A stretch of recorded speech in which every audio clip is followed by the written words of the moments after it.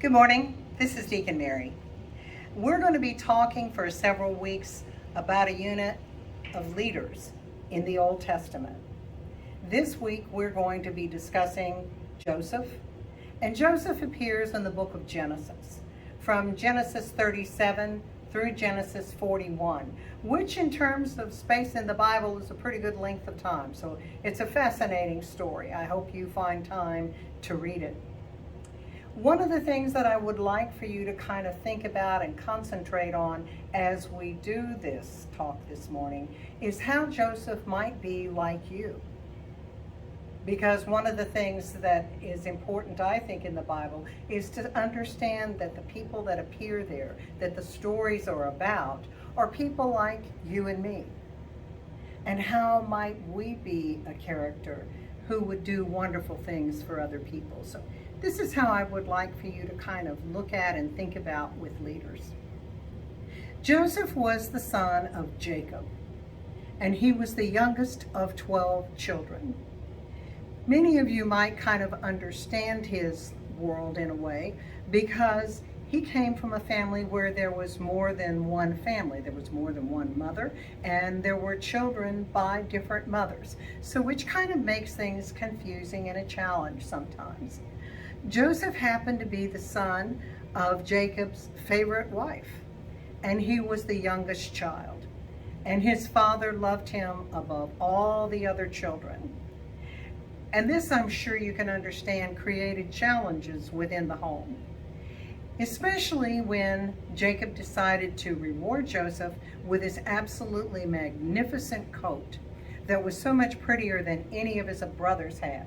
And you may have heard of the story before, Joseph in the many-colored coat. Well, Joseph had this coat, and obviously if you read the Bible, you understand that he kind of probably gave his brothers a little bit of a hard time about it, because not only did he have the coat, but Joseph also was given the gift from God of being able to interpret dreams. And so Joseph told a dream to his brothers that had to do with Joseph standing up and all the brothers bowing down to him. Well, as you might imagine, that certainly did irritate the brothers. And so they decided that they were going to get back at Joseph. They were kind of upset. So the father had sent them all out to work, and they found a deep kind of a cave thing, and they pushed Joseph into the cave thing. They weren't sure exactly what they were going to do, but they were talking about some not too nice things. And what they decided to do ultimately was to take Joseph out of the pit and sell him to the traders who were going by on their way to Egypt. And so they sold Joseph as a slave. They never told their father. Joseph just disappeared, and what they came up with was taking his coat and faking a death and giving it to the father and telling him Joseph was dead. So Joseph was carried off to Egypt. Now, Joseph was very different in one way that I think all leaders have, both then and now, in that he was very faithful. He was very faithful to God, his promises, and he led a godlike life. So when he went to Egypt, he was sold to someone, and he was a good slave. He worked very hard. He was trusted. He did well in the household. So he ran into a little bit of a problem there because his owner's wife wanted him to do something that Joseph knew was not a godly thing. So the wife got him in trouble. He was thrown into prison. And again, Joseph did the right thing. He was a good prisoner. He worked hard. He did what God would have him do, even in bad circumstances. So there, he was given many more responsibilities because he was a good and faithful, godlike man. He ran into a couple of servants who had been thrown into prison from the Pharaoh's house. He helped them. They promised to help Joseph when they got out, but when they got out, they didn't help him. So years passed. Now keep in mind, Joseph's been at this for probably 8 or 9 years by this point. Joseph met 2 servants from the Pharaoh's household while he was in prison, and they were troubled by dreams. So Joseph interpreted their dreams, and he interpreted them properly. And it helped them a lot. So when one of them got out and went back to the Pharaoh's household, as Joseph knew that he would, he was supposed to help Joseph, but he did not. So several years later, when the Pharaoh was having troubling dreams, this baker that had been in prison with Joseph told the Pharaoh, "Oh, I know someone who's interpreted dreams and he did all the right things for me. Maybe he will be able to do so for you." So the Pharaoh sent for Joseph and had him brought out of prison. Now at this point you may be wondering why the Pharaoh and all these people would be worrying about interpreting dreams. Well, the thought was that it was kind of like if you knew the answers to the test before it was given. If you know what's going to happen in the future, then you can benefit from that. And they believed that dreams were what told you what was going to happen in the future.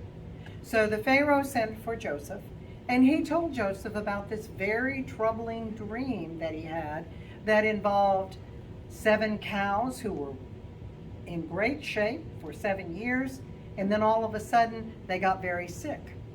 And then he had another dream where lots of crops grew all over Egypt for 7 years, and then everything died. And Joseph was able to interpret that dream for him. And at this point, I want to read to you a couple of verses out of Genesis 41. Then Pharaoh sent and called Joseph, and they brought him quickly out of the dungeon. He shaved and changed his clothing and came to Pharaoh. And Pharaoh said to Joseph, "I have had a dream, and there is no one who can interpret it. But I have heard it said of you that you can understand a dream to interpret it."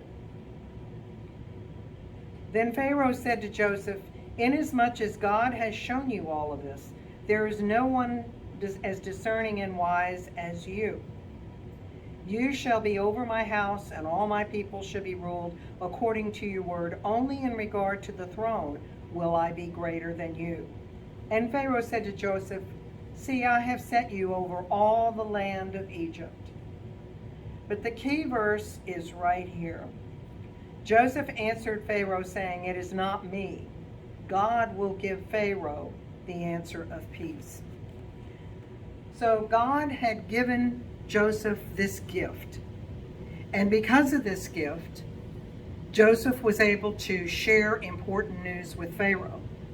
And what he shared with Pharaoh was that you will have 7 years where you will have tremendous prosperity in the land. And after that, you will have 7 years where all your crops will fail and all your cattle and livestock will die.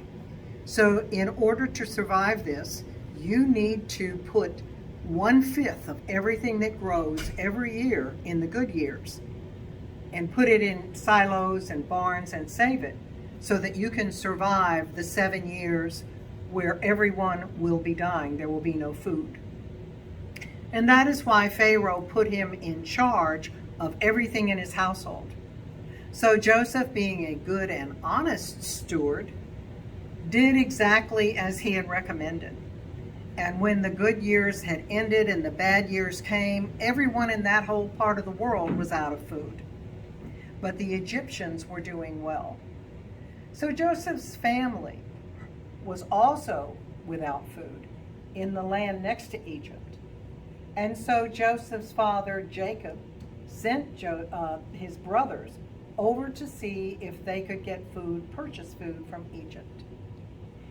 It's a wonderful story, but when they arrive, they're brought to Joseph, and they don't know who Joseph is. But Joseph recognizes his brothers, and he talks to them.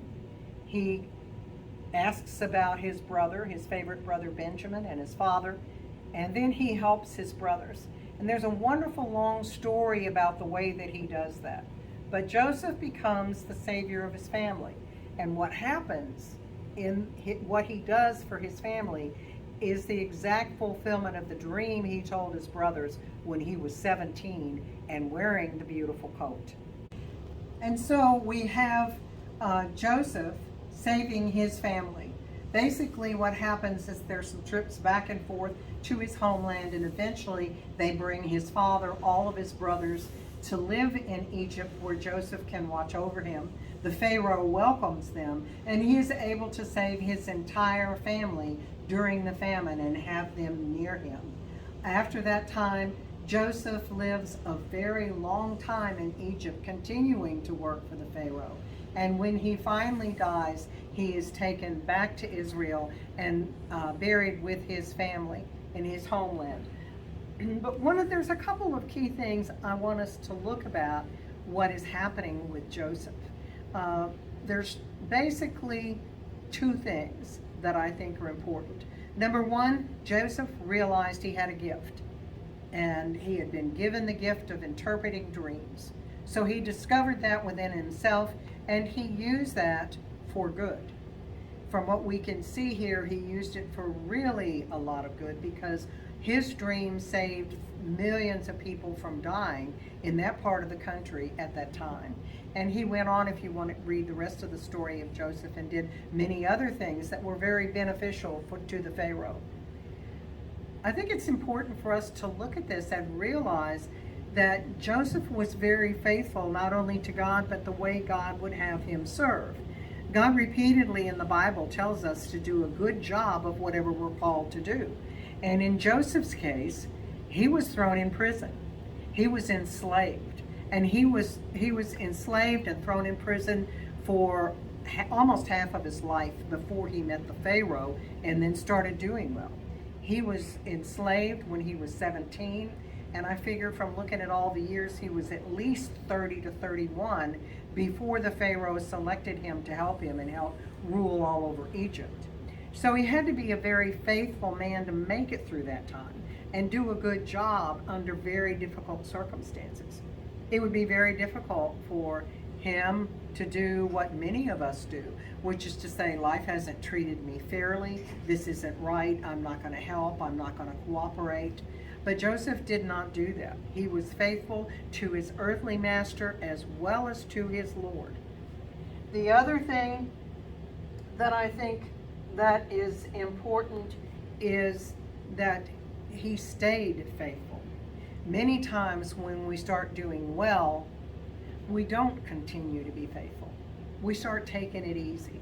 But Joseph did not do that. He went right on serving Pharaoh to the point where he completely redid the entire way that Egypt was ruled and how everyone was taken care of.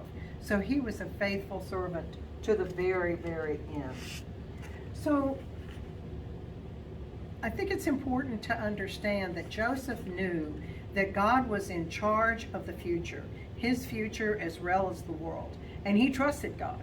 He knew that God put him in these places, and he figured he put him there for a purpose. So Joseph figured he was working for God all along the way. And that's one reason he did an excellent job, and he did not give up.